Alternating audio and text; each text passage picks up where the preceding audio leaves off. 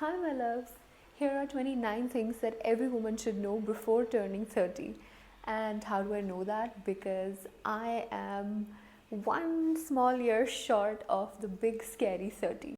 As a 20-year-old, I used to think 30 is old. Like you're super mature and all your good decisions are paying off and you've got it all figured out, you have a husband, maybe a child even, you're living a perfect life. Now I'm laughing hard at that because 20s were definitely not adulting years.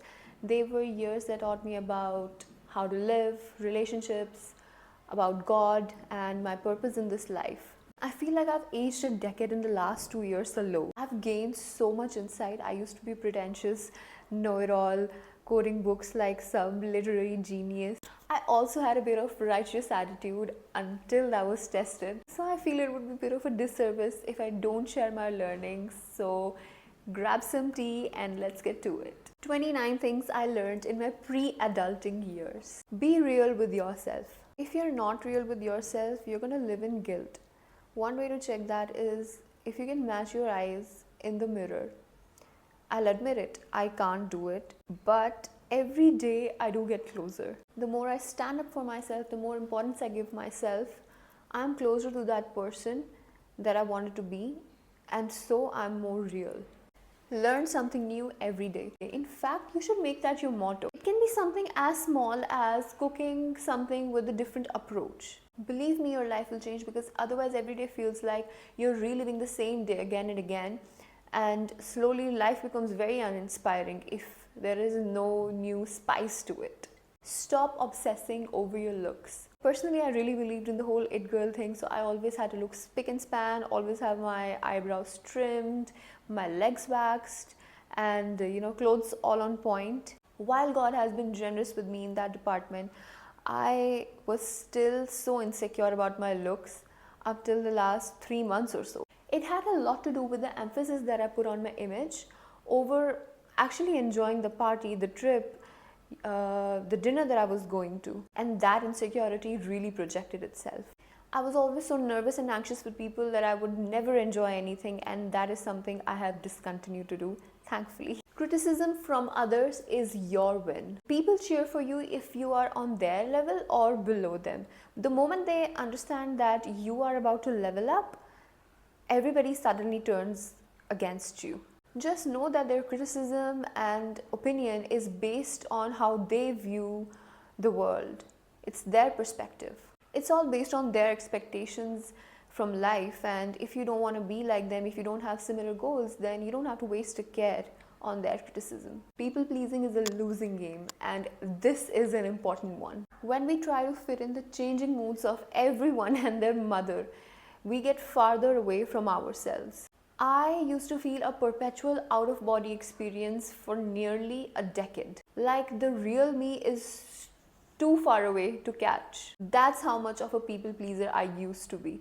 And even then, I was no one's favorite. I was never enough. So ladies, please yourself first, and if and only if pleasing someone else fits your agenda, that's when you should do it. Tradition isn't the same as oppression. As a woman, never pressurize yourself into medieval orthodox beliefs. Stand up for yourself from day one. Always have your boundaries in place, especially on the whole subject of marriage. Have a clear communication with your future partner about what you will and will not be able to provide. Build a list of your non-negotiables and show it to your prospective partner much early into the relationship. I stand for a traditional society, but orthodox people put women in a box and call that culture, and that's definitely not right. Trends fade, but your identity shouldn't. You, my love, are unique, period. I tell you this after straightening my curly hair for nearly a decade because that was the trend back then, and I lost 2/3 of it in the process. Don't go by the volume, curly hair tends to look bigger. And till date, I cry about the bygone era. I have no idea why I tried to straighten out this naturally cheerful nest on my head. Taking time for yourself is a necessity. I have limited people energy, and that's something I've accepted about myself now. See, when I pour into someone's troubles and issues, I give everything of myself. And it's a characteristic I cannot help it. It's kind of sweet actually until it backfires, and then I have no energy left for myself. Don't get me wrong, I still believe in helping, but I also believe that boundaries should not be crossed. If someone's trouble is leaking energy out of me, then that's where I stop, because I cannot put my mental health at risk. After one day of spending time with people, I allow myself a 5-day rest with no explanation, because I need to help myself before helping someone else. Life is now. This is very self-explanatory. And for the first time in my life, I'm not gonna cry about it. Right now I'm fat because I had a great time eating and potatoing in the last couple months, and for the first time in my life, I'm not crying about it. I'm actually going out more than I ever have, and I'm finally okay with enjoying what's before me than this fictional movie version of me where I'm always thin, always dressed well, and doing cute things and activities. Because life is in the now. It's not that movie about myself that I'm playing to satisfy my ego. Perfectionism is a trap. This is related to the last point, and I say so because perfectionism is a safety net to satisfy your ego. It's better to do things badly. At least you learn something than never trying it out. Plus, this is not school that you'd wait for someone to give you a 10 on 10.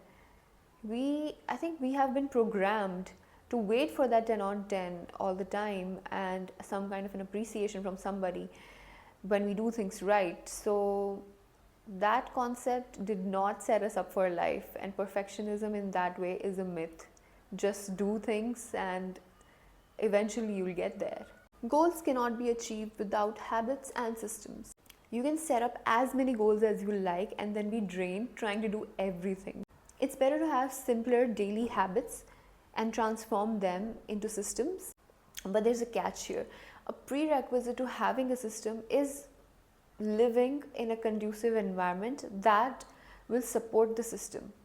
So ensure that your surroundings are not a chaos, because then it would be difficult to maintain a system. Overgiving won't make people stay. The more value you put in someone, the more superior they feel. Hold up. Obviously, there are exceptions, but what I mean is don't be a try-hard. If a person wants you, they will show it. They will appreciate and respect and accept you as you are. And believe me, you will know. Imposter syndrome comes in way of growth. If others have put faith in you to complete a job, then you probably can. What's the worst case scenario? You'll be taught when you fail, so don't come between your growth. Invest in your nervous system. I've eaten well all my life and still haven't gotten results. In fact, I've managed to worsen my health. The fancy superfoods and all the nutritious meat that I propagate on my blog, nothing can work until I have a stable nervous system. This is something I talked about in my recent post, that food doesn't always convert into energy if the organs are overburdened or not working optimally, and hormones are a wreck, they're not regulated, and the key or the vital energy in the body, it is struggling to move around, and the mitochondria is in a poor state. Nothing you eat will really be absorbed by the body and converted to energy. Our bodies are spiritual organisms, and we should invest in stabilized health rather than how we look. You want a body that will help you move around, walk your dog, keep you energized throughout the day, and that can only happen if you have a stable nervous system. Know when to walk away. This one hits home. If you're gonna act like a doormat, you will be treated like one. And believe me, no love in this world is grand enough to ask for the sacrifice of your self-respect. Be on your best behavior, but when the boundaries are crossed, walking away is the only solution. By that, you teach others two things. A, don't mess with me or you lose me. And B, how to treat you right. Grass is greener where you water it. Grass is greener is a double-edged sword, because you don't know what the other person is going through. You only see what they show. So rather than focusing on what your neighbor is doing and trying to ape them and trying to become them, just water your own grass, and hopefully when you invest all your energies, you will succeed. No one cares about you. And if they talk about you, it's only a matter of time until they find another topic. And then you're yesterday's story. I see this especially in the South Asian cultures where too much emphasis is put in what others think of us. But imagine if you're doing a morally correct thing and you're being judged by someone who is intellectually challenged, you will never be portrayed in a good light. So, does it really matter what they think? And sometimes people just make comments for the sake of making them. It's probably because they're free and they have nothing else to do, so they just make a random comment without a care. So, if they don't care, then why do you care? How do you want to remember yourself? I always cared so much about how I seem from the third person perspective. Doing so helped me raise my image, which can be a good thing if you're trying to make an impression. But this became such a bad habit because I created like a physical distance between who I was actually and who I portrayed to be. My real qualities, like my vulnerabilities and my good nature and all, they were never exposed. I just wanted to pretend like I'm a person who's super strong and I never forgive, never forget, a very Scorpio behavior.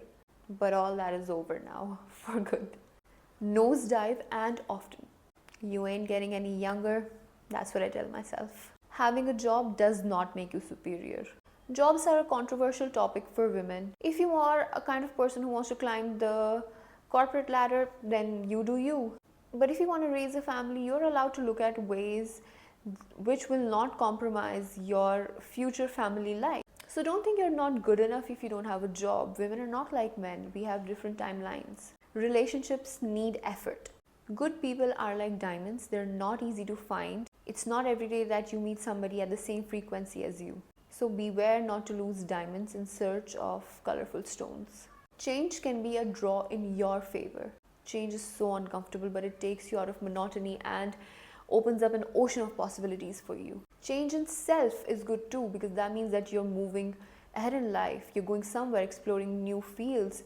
And if you're the same person as you were 1 year ago, 5 years ago, then have you really lived? Life is a blessing. Appreciate being alive.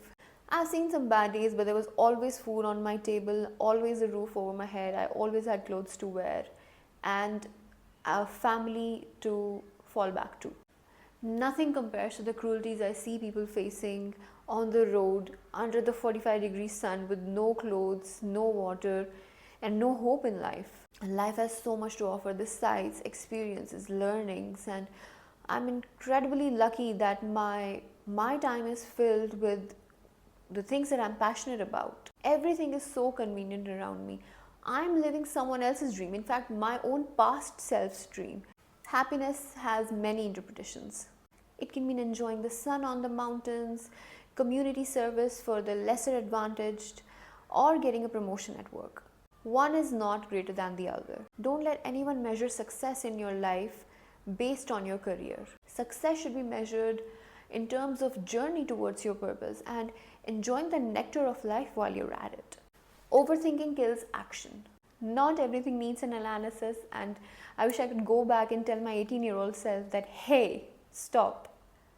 Sometimes things are just the way they are. There isn't always an explanation to things. This whole analysis paralysis activity gives you no return, so it's better not to indulge yourself.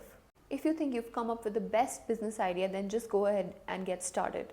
Don't give yourself 100 reasons to worry about at the first place. Worry brings nothing. Actually, I'd be lying if I said that I mastered this one. Women suffer more from overthinking than men, and in that way they also sell themselves short. Men are more likely to apply for jobs for which they are underqualified and approach women way out of their league than women. Especially for women, do not overthink. The more the advice, the greater the pool of choice, the bigger the anxiety, and the whole thing leads to a big zero.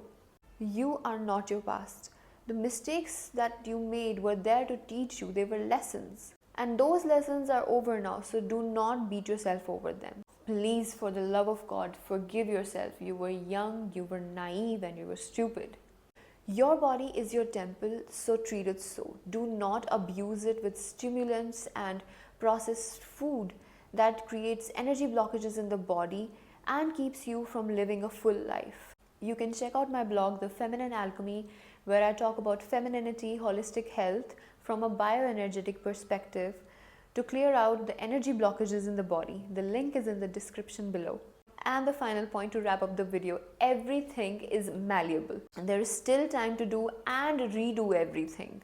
You can overhaul your whole life and be an entirely new person again. The zest for life should never die. So here were 29 things that I learned in my 29 years of my existence.